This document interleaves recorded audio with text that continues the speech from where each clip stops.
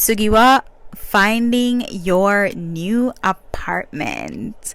So you're ready to escape the old company shoebox and find your own place. First off, let me say congratulations. Secondly, welcome to the labyrinth that is Japanese apartment hunting. It is equally thrilling and frustrating, but with the right tips, you'll have a new cozy space in no time. So let us start with the vocabularies that you're gonna have to get used to, because Japanese real estates have more jargons than a college physics class. First up, we have raking, which is known as your key money. And this is a non-refundable gift to your landlord that basically saying, thanks for letting me stay in your apartment. Yes, it's a thing, and no, you can't escape it if it is required. Then we have your shikikin, which is the deposit money. This one you might get back, but don't count on it, which means that when it's time to move out, don't even budget. Next, we have guarantor, which is known as hoshonin. So this is someone who co-signs your lease, and if you don't have one, that is fine. You can get a guarantor company to sign your agreement for you at a fee, of course. So your guarantor has to be a Japanese national or someone with permanent residency. Last but not least, we have your management fee, and you can think of this as your apartment subscription fee.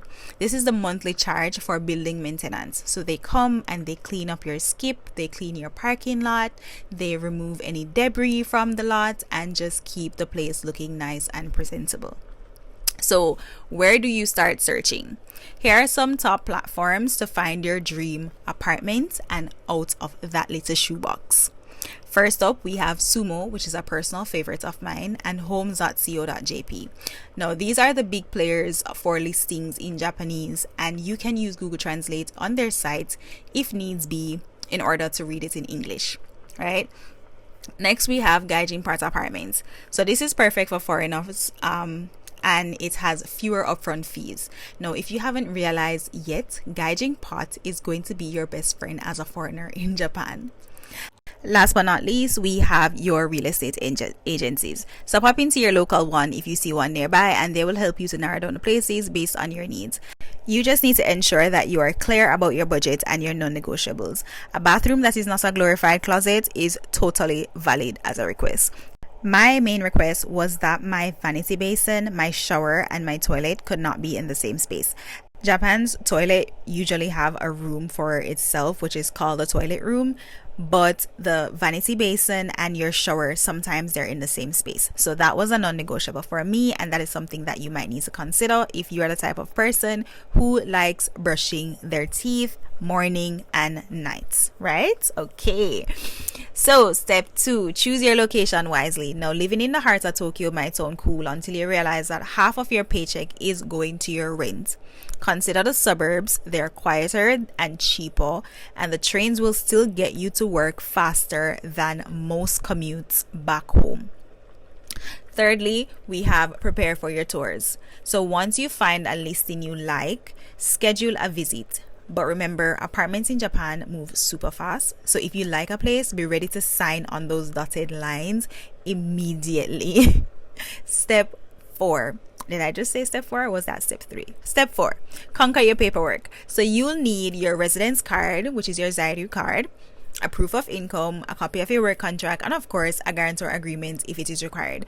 Now, these 4 things that I've listed out, you would notice that you need them for almost everything in Japan.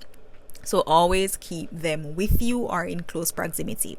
So here are a reminder of the fees that you are going to need to pay. Deposit, key money if any, your first month's rent, agency fees, possibly a guarantor fee if it is required, and that is approximately 5 months rent upfront. Yes. So once you've signed and paid, congrats! You're officially moving into your new space. But you can't relax just yet, because you need to set up your utilities like electricity, gas, water, internet. And you also need to schedule for a cutoff date at your old place. Most of the time, this can be done online or with a quick trip to your nearest convenience store or city office.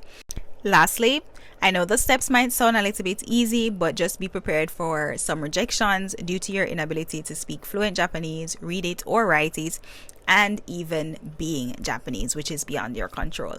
But don't let that deter you, because foreigner friendly apartments are out there too, and they are super nice as well. So that is all for your guide on finding a new apartment in Japan without losing your mind and too much of your savings. It's a bit of a grind and hustle, but trust me, you having your own place is totally worth it. I can tell you this because when you leave your job, if you ever decide to leave your sponsorship company, if you're under a company housing, you have approximately 30 days to move out of your apartment.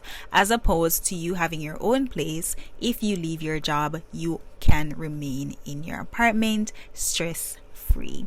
How beautiful is that? Ja matane.